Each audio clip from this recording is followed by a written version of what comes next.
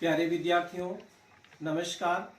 बृहन मुंबई महानगर पालिका शिक्षण विभाग वर्चुअल ट्रेनिंग सेंटर में आप सभी का हार्दिक स्वागत है। आपका वर्चुअल मार्गदर्शक जयप्रकाश आर मिश्रा। चलिए हम सीखने के लिए तैयार हो जाते हैं।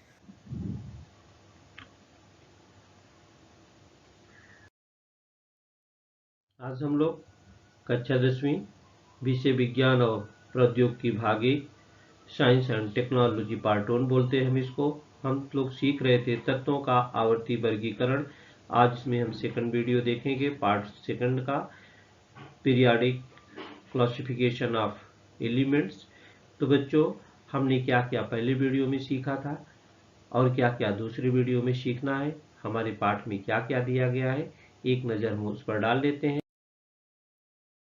ये देखिए, तत्वों का आवर्ती वर्गीकरण में तत्व तथा तत्वों का वर्गीकरण, डोबेरेनर का त्रिक नियम हमने सीख चुका है, न्यूलैंड्स का अष्टक नियम भी हमने सीखा है, मेंडलीव की आवर्त सारणी के बारे में भी सीखा है।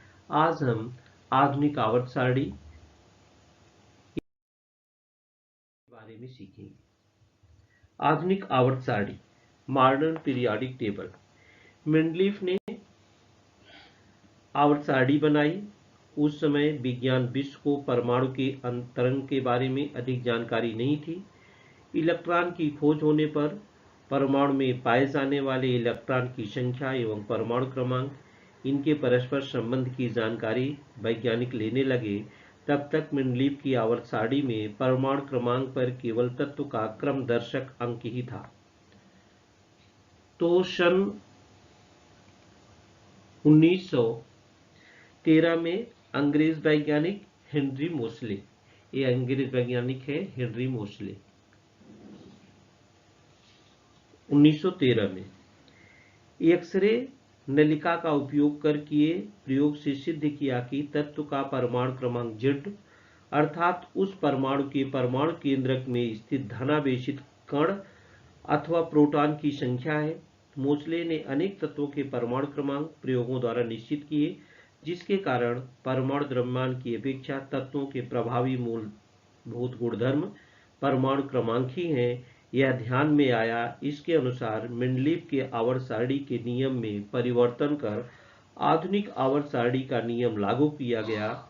और वो नियम क्या है? आधुनिक आवर्त सारणी का नियम लागू किया गया कि तत्वों के गुणधर्म से ये उनके परमाणु क्रमांकों के आवर्त फलन होते हैं।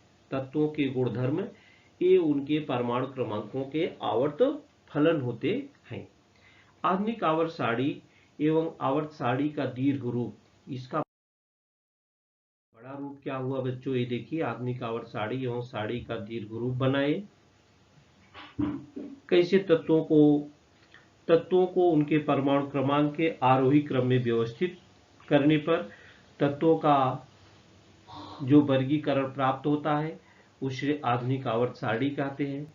परमाणु क्रमांक को आधार मानकर तैयार हुई आधुनिक आवर्त सारणी के कारण तत्वों के गुणधर्मों के विषय में जानकारी और अधिक अचूक हुई। आधुनिक आवर्त सारणी को आवर्त सारणी का दीर्घ स्वरूप ऐसा भी कहा जाता है। किसके आधार पर तैयार हुई बच्चों? ये परमाणु क्रमांक, परमाणु क्रमांक को आधार माना गया इसमें, आधुनिक आवर्त सारणी में। ये आप जो देख रहे हैं अपनी टीवी स्क्रीन पर, वो आधुनिक आवर्त सारणी है। आधुनिक आवर्त सारणी को आवर्त सारणी का क्या कहते हैं? दीर्घ स्वरूप भी कहते हैं, ऐसा माना गया।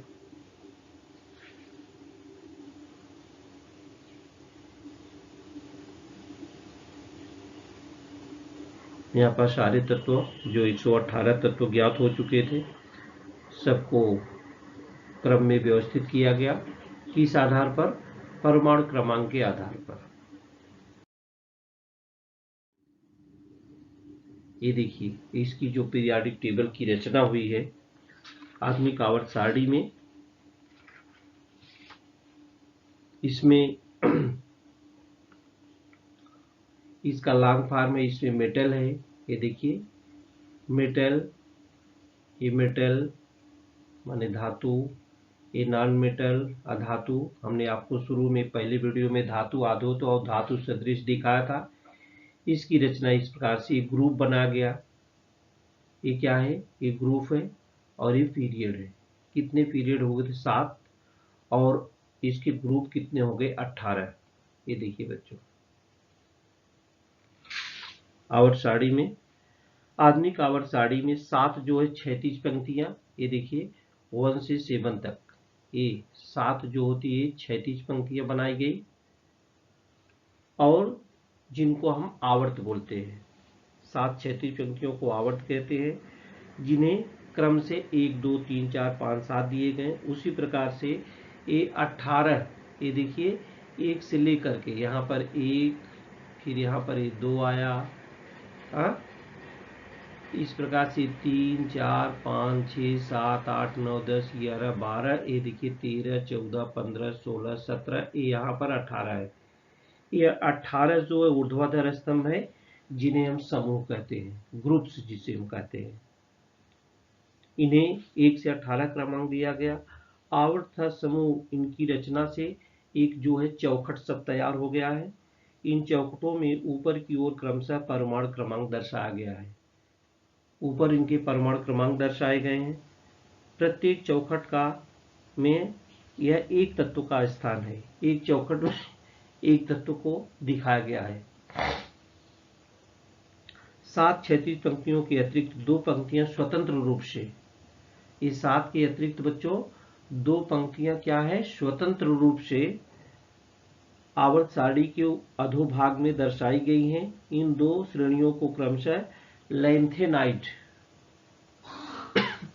इनका नाम जो दिया गया है लैंथेनाइड श्रेणी तथा एक्टिनाइड श्रेणी कहते हैं। 2 श्रेणियों के साथ आवर्त सारणी में कुल 118 चौखट है, अर्थात आधुनिक आवर्त सारणी में 118 तत्वों के लिए स्थान है। कुछ समय पहले कुछ तत्वों की खोज प्रयोगशाला में होने के कारण अब यह आवर्त सारणी पूर्ण हो गई है और 118 तत्वों की खोज की पुष्टि हो चुकी है। और इस आवर्त सारणी को कई खंडों में विभाजित भी किया गया है। एस खंड, पी खंड, डी खंड और एफ खंड। इस प्रकार से इस आवर्त सारणी को 4 खंडों में विभाजित किया गया है।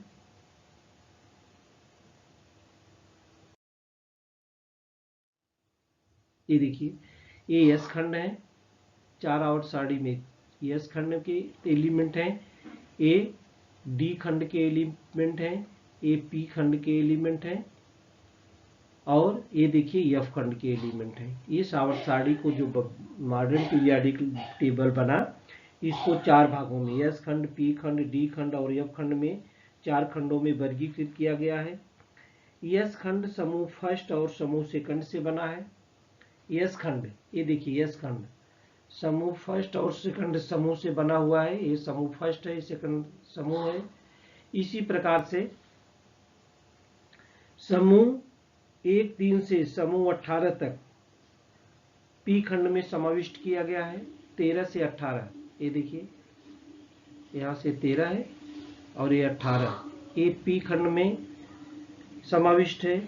समूह 3 से समूह 12, ये देखिए समूह 3 यहाँ पर है, ये यहाँ से और यहाँ तक समूह 12, ये जो होता है डी खंड में समाविष्ट किया गया है।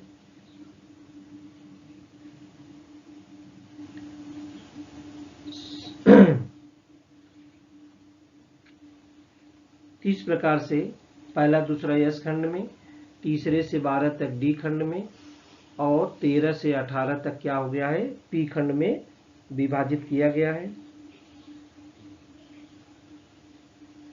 यहाँ पर बच्चों एक देखिए, एक टेढ़ी मेढ़ी रेखा दर्शाई गई है। ये देखिए एक टेढ़ी मेढ़ी रेखा है, आगे हम बताएंगे, चित्र में आपको दिखाएंगे। ये जो टेढ़ी मेढ़ी रेखा दिखाई गई है,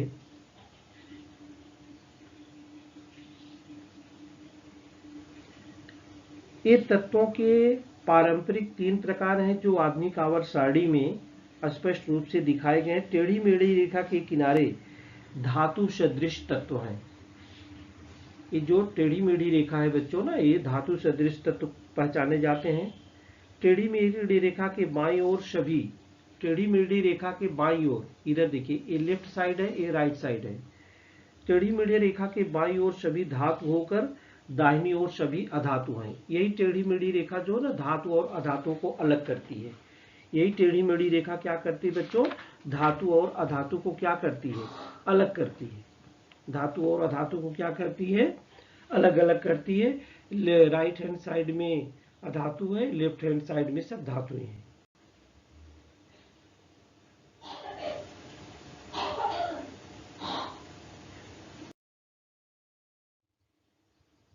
ये परमाणु आकार क्या होता है बच्चों, इस पर भी एक नजर डालते हैं। सभी परमाणु किससे बने होते हैं, इलेक्ट्रॉन प्रोटॉन और न्यूट्रॉन उसमें समावेश होता है उन पे। ये देखिए केंद्रक है, ये प्रोटॉन है, न्यूट्रॉन है और ये इलेक्ट्रॉन है। इसके सहयोग से परमाणु का आकार छोटा बड़ा जो होता है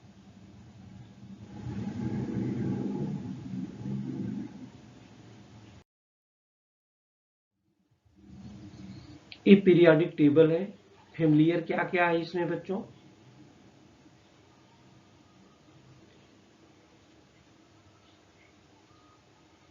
ये देखिए 18 गण थे, 1 से 7 आवर्त थे।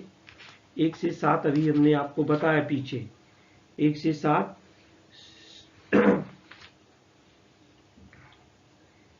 पहला दूसरा का एक ग्रुप था। ये देखिए यहाँ पर भी ये टेढ़ी मेढ़ी रेखा है बच्चों। एस खंड, पी खंड, डी खंड और एफ खंड थे। ये देखिए नागमोड़ी रेखा, माने इसको ही टेढ़ी मेढ़ी रेखा बोलते हैं। नागमोड़ी रेखा को टेढ़ी मेढ़ी रेखा बोलते हैं। धातु और अधातु का वहां से है। तो यस ब्लॉक के एलिमेंट हमने देखिए यहाँ पर अलग कर लिया है। 1s, 2s, 3s, 4s, 5s, 6s और 7s में। डी ब्लॉक के जो थे 3 से 12 तक थे, 3D, 4D, 5D, 6D के थे। और पी ब्लॉक के 13 से 18 तक थे। ये देखिए 2p, 3p, 4p, 5p, 6p और 7p थे। एफ ब्लॉक के एलिमेंट जो थे 4f और 5f। ये एसपीडीएफ ब्लॉक 4 ब्लॉकों में आवर्त सारणी के 4 खंड बनाए गए हैं बच्चों। और इस 4 ब्लॉकों में इनको आराम से जो होता बांटा गया है। इसी आधार पर उनके तत्वों के सारे गुणधर्म हैं, उनको हम आराम से पहचान सकते हैं, आराम से उनकी के बारे में जानकारी ले सकते हैं।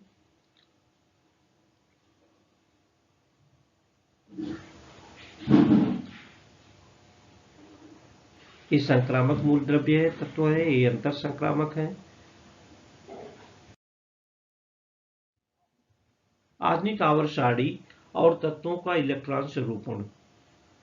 एक ही आवर्त में नजदीक पाए जाने वाले तत्वों के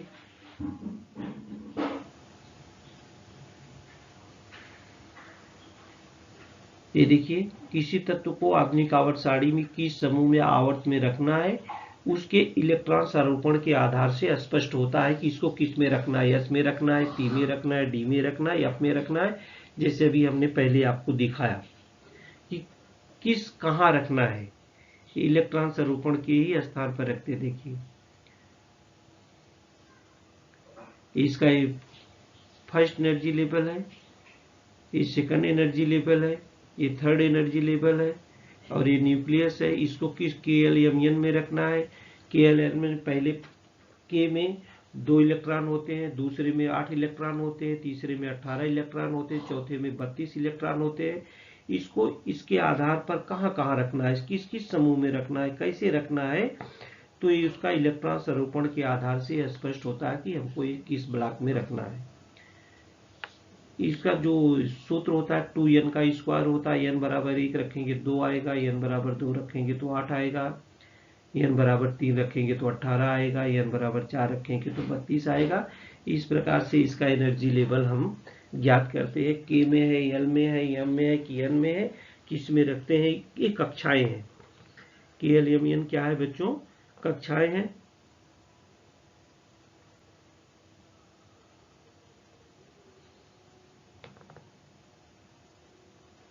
इस आधुनिक आवर्त सारणी में सभी तत्वों को उनके परमाणु क्रमांक के आरोही क्रम में रखा गया है। ऊर्ध्वाधर स्तंभों को समूह कहते हैं, जिसमें कुल आपने देखा 18 समूह हैं। एक ही समूह के सभी तत्वों के रासायनिक गुणधर्मों में समानता तथा श्रेणीबद्धता दिखाई देती है। क्षैतिज पंक्तियों को आवर्त कहते हैं। कुल 7 आवर्त हैं। किसी भी आवर्त में एक सिरे से दूसरे सिरे तक जाने पर तत्वों के गुणधर्मों में क्रमशः जो होता क्या होता है बच्चों, परिवर्तन होता है। तत्वों के गुणधर्मों में क्या होता है, परिवर्तन होता है। ये इलेक्ट्रॉन के अनुसार ही देखिए जाना आना इनका लगा हुआ है दोनों में। इसमें ये जाएंगे किसी एनर्जी समूह में जाएंगे। तो किसी भी तत्व को आधुनिक आवर्त सारणी में किस समूह या आवर्त में रखना है, उसके इलेक्ट्रॉन स्वरूपण के समान स्वरूपण के आधार से स्पष्ट होता है कि उसको कहां पर रखना है, किस में रखना है। बराबर। आगे चलिए हम देखते हैं। ये देखिए कवच है के एल यम एन, हमने जो बताया अगर एन बराबर 1 है तो इलेक्ट्रॉन धारक क्षमता 2 है, एन बराबर 2 है तो इलेक्ट्रॉन क्षमता 8 है, एन बराबर 3 है तो इलेक्ट्रॉन क्षमता 18 है, एन बराबर 4 है तो इलेक्ट्रॉन क्षमता 32 है। बराबर। के एल एन में 2, 8, 18 और 32 ऐसे इलेक्ट्रॉन को दिखाया गया है। इसका सूत्र होता है 2n का स्क्वायर, 2n का स्क्वायर।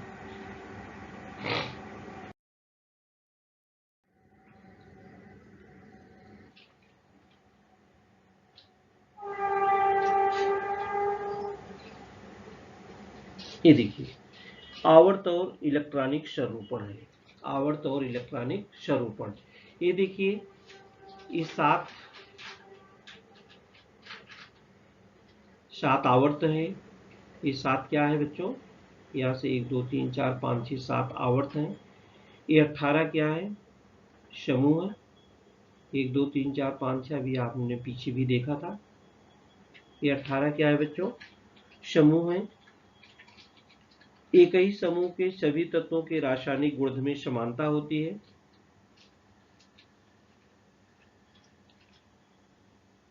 अब कौन कौन से, अब देखिए इलेक्ट्रॉनिक स्वरूपण इनका दिया है। जैसे हाइड्रोजन का 1 है, लिथियम का 3 है तो 2 1 हो गया, सोडियम का 11 है तो इसका इलेक्ट्रॉनिक विन्यास 2 8 1 हो गया, पोटेशियम का 2 8 8 1 हो गया। ये क्या कहाँ पर दे, देखिए इलेक्ट्रॉन स्वरूपण के अनुसार हुआ है, किस कक्षा में रखे जाए। बेरिलियम का 2 2 है, मैग्नीशियम का 2 8 2 है। तो इसके कक्षा में के में कितने होंगे, एल में कितने होंगे, एम में कितने होंगे, एस में कितने होंगे, इलेक्ट्रॉनिक स्वरूपण के आधार पर उनका स्पष्टीकरण किया जा सकता है। इन तत्वों के संयुक्ता इलेक्ट्रॉनों की संख्या भिन्न भिन्न है, परंतु उनमें कवचों की जो संख्या वो समान है। यहाँ पर आप ये भी दिखाई दे रहे हैं कि आवर्त में बाएं से दाहिनी ओर जाते समय जिस प्रकार परमाणु क्रमांक में 1 की वृद्धि होती है, उसी तरह संयोजकता इलेक्ट्रॉन की भी वृद्धि होती है। संयोजकता इलेक्ट्रॉन की भी क्या होती है, वृद्धि होती है, 1 1 की वृद्धि होती है। इस प्रकार से सबका विस्तार से दिया गया है। देखिए बोरान कोई सबका इलेक्ट्रॉनिक विन्यास कैसे, यहाँ पर आर्गन का परमाणु दिया है, इधर पोटेशियम को दिखा गया है 2 8 8 1। ये देखिए पहली कक्षा में के में यहाँ पर 2 है, फिर दूसरी में 8 है, फिर 8 है और लास्ट में क्या है, देखिए 1 है। यहाँ पर लास्ट में क्या है, 1। इसी प्रकार से आर्गन का 2 8 8 दिखा गया है। पहले में 2 है, दूसरे में 8 है और तीसरे में भी 8 है। तीसरे में भी क्या है, 8 है। तो जिन तत्वों में इलेक्ट्रॉन कक्षाओं की संख्या समान होती है वे तत्व एक ही आवर्त में होते हैं। द्वितीय आवर्त के देखिए पहले आवर्त में ये देखिए हाइड्रोजन, ये दूसरे आवर्त में क्या है, Li B B C N O F N E, ये सब द्वितीय आवर्त में है। इसमें ये देखिए ये सभी यहाँ से लेकर के यहाँ तक ये तृतीय आवर्त में है। N A M G L S I P S C L A R. तो आप इस प्रकार से आधुनिक आवर्त सारणी में किसी आवर्त में बाएं से दाएं समय बाह्यतम कवच में इलेक्ट्रॉन कितने आते हैं, वो कैसे भरते हैं, भरने की क्रिया कैसे शुरुआत होती है, ये सब आप इससे जो है क्लियर कर सकते हैं।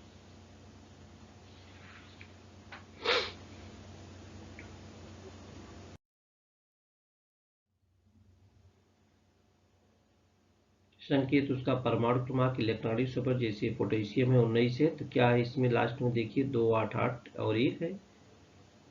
हाँ, आधुनिक आवर्त सारणी में किसी आवर्त या किसी समूह के तत्वों के गुणधर्मों की तुलना करने पर उनके गुणधर्मों में कुछ निम्नता दिखाई देती है। इसे ही आधुनिक आवर्त सारणी का झुकाव कहते हैं। इसे क्या कहते हैं? आधुनिक आवर्त सारणी का झुकाव। संयोजकता क्या होती है बच्चों? अभी आपने पीछे देखा था कि तत्वों के परमाणु की बाह्यतम कक्षा में पाए जाने वाले इलेक्ट्रॉन अर्थात संयोजकता इलेक्ट्रॉन की संख्या पर तत्वों की संयोजकता निश्चित होती है। तत्वों की क्या होती है? संयोजकता निश्चित होती है। आगे हम आपको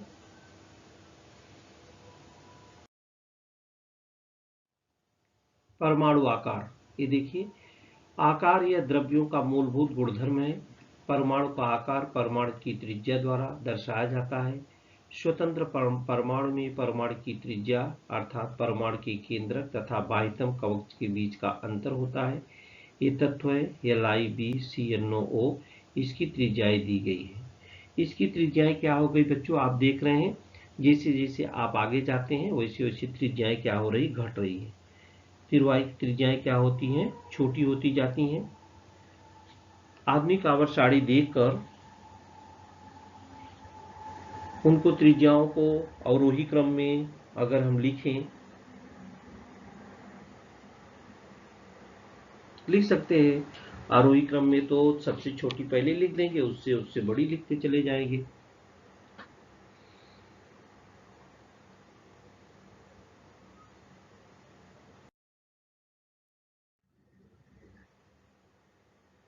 देखिए, और त्रिज्या LI, NA, K, RB और CS है। इसको हमने अणु त्रिज्या को क्या किया है? इसको हम आरोही क्रम में लिखे हैं। 151 है, 186 है, 231 है, 244 है, 262 है। सामान्यतः आवर्तों में बाईं ओर से दाहिनी ओर जाने पर परमाणु त्रिज्या क्या होती है? कम होती जाती है। सामान्यतः आवर्तों में क्या होता है बच्चों? बाईं ओर से दाहिनी ओर जाने पर परमाणु त्रिज्या कम होती जाती है। किसी आवर्त में बाएं से दाहिनी ओर जाने पर परमाणु क्रमांक में 1 की वृद्धि होती है, अर्थात केंद्रक में धनावेश में 1 की वृद्धि होती है, परंतु इलेक्ट्रॉन में वृद्धि होने पर भी वह उसी बाह्यतम कक्षा में समाविष्ट होता है। केंद्रक में धन आवेशों में होने वाली वृद्धि के कारण इलेक्ट्रॉन केंद्रक की ओर अधिक मात्रा में आकर्षित होते हैं और इसी कारण परमाणु का आकार क्या होता है? क्रमशः कम होता जाता है। बराबर, परमाणु का आकार क्या होता जाता है बच्चों? कम होता जाता है। ये धातु और अधातु के गुणधर्म, हमने क्या कहा? धातु और अधातु के गुणधर्म आपने पीरियाडिक टेबल में देखा था। ये टेढ़ी मेढ़ी रेखा बच्चों, ये देखिए, ये टेढ़ी मेढ़ी रेखा यही है, यही धातु और अधातु को अलग कर रही है। ये धातु सदृश होती है और यही जो होता है धातु और अधातु को अलग करती है। ये सभी धातुएं हैं बाईं साइड में और इधर सभी अधातुएं हैं दाहिनी साइड में। एक टेढ़ी मेढ़ी रेखा जो होती है धातुओं को अधातुओं से अलग करती है, ऐसा दिख रहा है। इस रेखा के बाईं ओर धातु है, ये बाईं ओर क्या है? सभी धातु हैं, और ये दाहिनी ओर क्या है? अधातु है।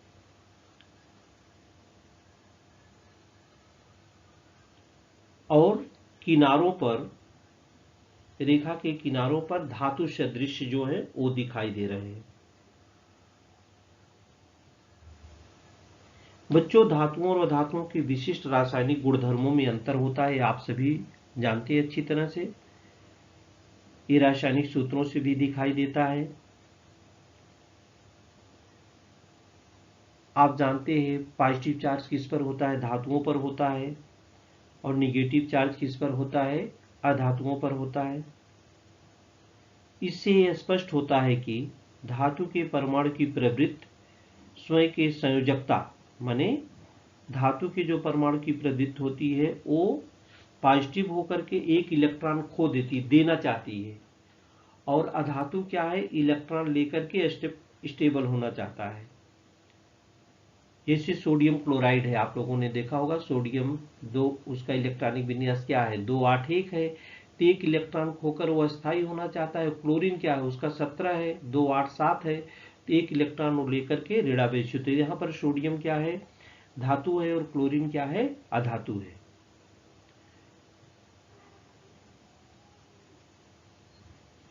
तो इस प्रकार से उसका ये माने तत्वों का अस्थायी इलेक्ट्रॉनिक स्वरूपण होता है।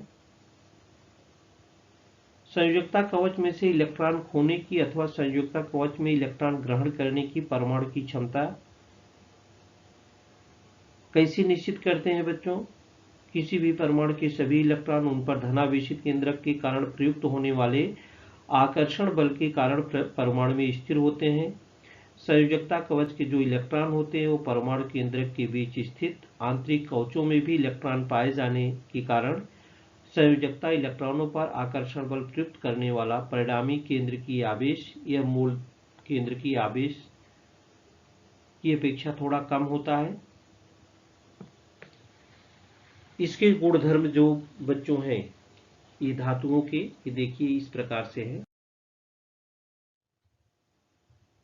विद्युत धनात्मकता देखिए, सोडियम इसका इलेक्ट्रॉनिक विन्यास 281 है, लॉस करता है इलेक्ट्रॉन और ये पॉजिटिव बन जाता है, स्टेबल बन जाता है सोडियम आयन, और ये एक इलेक्ट्रॉन दे देता है। इसी प्रकार से धातुओं में पाए जाने वाले संयोजकता इलेक्ट्रॉन की संख्या कम 1 से 3 तथा इन संयोजकता इलेक्ट्रॉनों पर प्रयुक्त होने वाला कम परिणामी केंद्र की बल, इन दोनों घटकों के एकत्रित परिणाम के कारण धातुओं में संयोजकता इलेक्ट्रॉन खोकर अस्थायी निष्क्रिय गैसीय स्वरूपण वाला बनने की प्रवृत्ति इसमें होती है। तत्वों की यह प्रवृत्ति अर्थात विद्युत धनता अर्थात उस तत्व का धात्विक गुणधर्म है। विद्युत धनता होना पॉजिटिव क्या है, धात्विक गुणधर्म है। ऋण आयन जो होती है देखिए क्लोरीन है, एक इलेक्ट्रॉन ले करके स्टेबल होता है और इस पर चार्ज क्या हो जाता है, निगेटिव हो जाता है। किसी एक आवर्त में बाएं से दाहिनी ओर जाने पर बढ़ने वाले केंद्र की आवेश बल और कम कम होने वाली परमाणु त्रिज्या, इन दोनों घटकों के कारण संयोजकता इलेक्ट्रॉनों पर प्रयुक्त होने वाला परिणामों के आवेश बल बढ़ता है और संयोजकता इलेक्ट्रॉन अधिकाधिक आकर्षण बल से वृद्ध होते हैं। इसी को परमाणु की विद्युत ऋणात्मकता कहते हैं।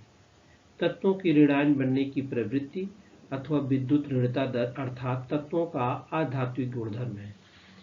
माने पॉजिटिव होना धातुओं का गुणधर्म है और निगेटिव होना अधातुओं का गुणधर्म है। मोटी मोटा आप समझ लीजिए, पॉजिटिव चार्ज है तो धातु कहलाएगी और निगेटिव चार्ज है तो क्या कहलाएगी, अधातु कहलाएगी। ये देखिए सोडियम अणु एक इलेक्ट्रॉन छोड़कर क्लोरीन पर एक देता है, इस प्रकार से स्टेबल बन जाता है। एक लेकर के एक यहाँ पर खाली है तो एक इसको दे देता है और एक आराम से त्याग देता है। ये देखिए परमाणु त्रिज्या में होने वाली क्रमशः कमी, विद्युत ऋणता और अधात्विक गुणधर्म में क्रमशः वृद्धि, विद्युत धनात्मकता और धात्विक गुण में क्रमशः वृद्धि। ये देखिए इस कलर से भी जितने धातु हैं, तो ये देखिए टेढ़ी मेढ़ी रेखा है, ये टेढ़ी मेढ़ी रेखा पर धातु सदृश आते हैं तत्व, और ये बाईं ओर धातु हैं और ये दाहिनी ओर अधातु हैं।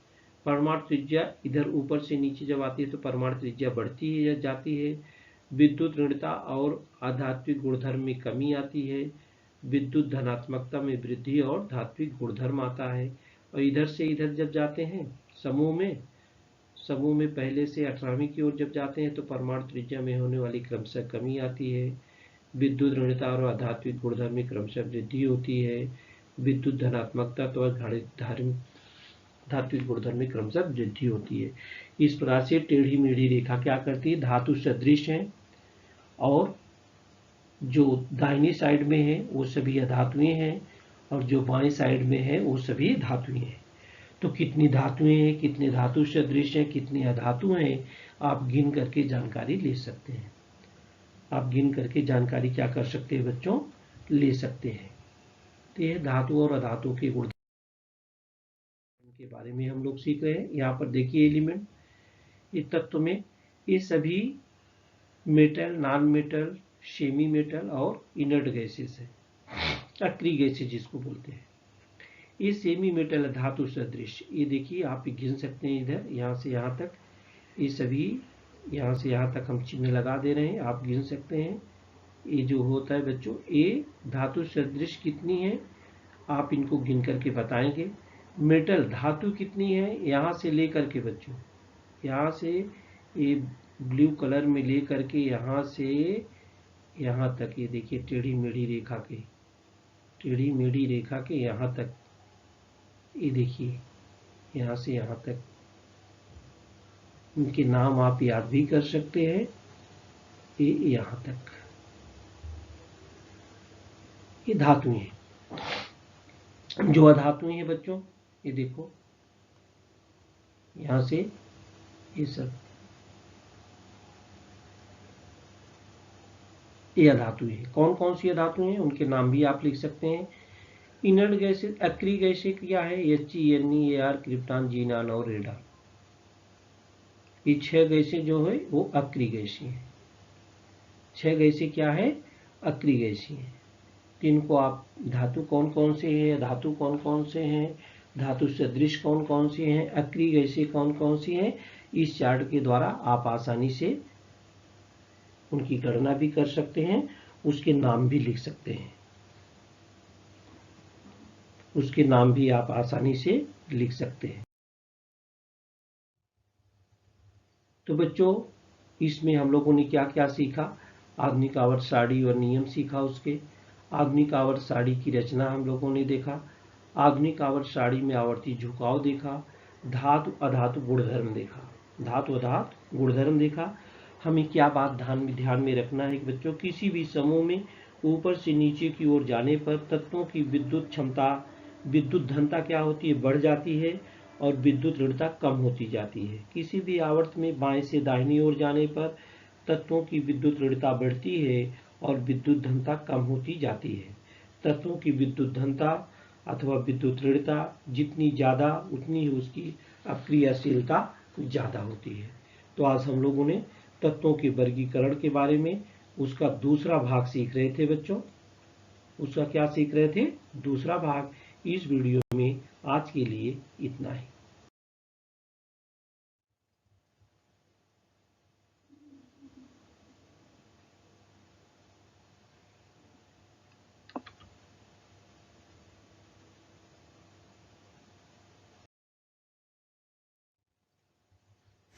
प्यारे विद्यार्थियों, हमने जो आज सीखा, हमें पूर्ण विश्वास है आप उसको अच्छी तरह से सीख चुके हैं और उसका आप अच्छी तरह से अभ्यास भी करेंगे। आज के लिए इतना ही, धन्यवाद।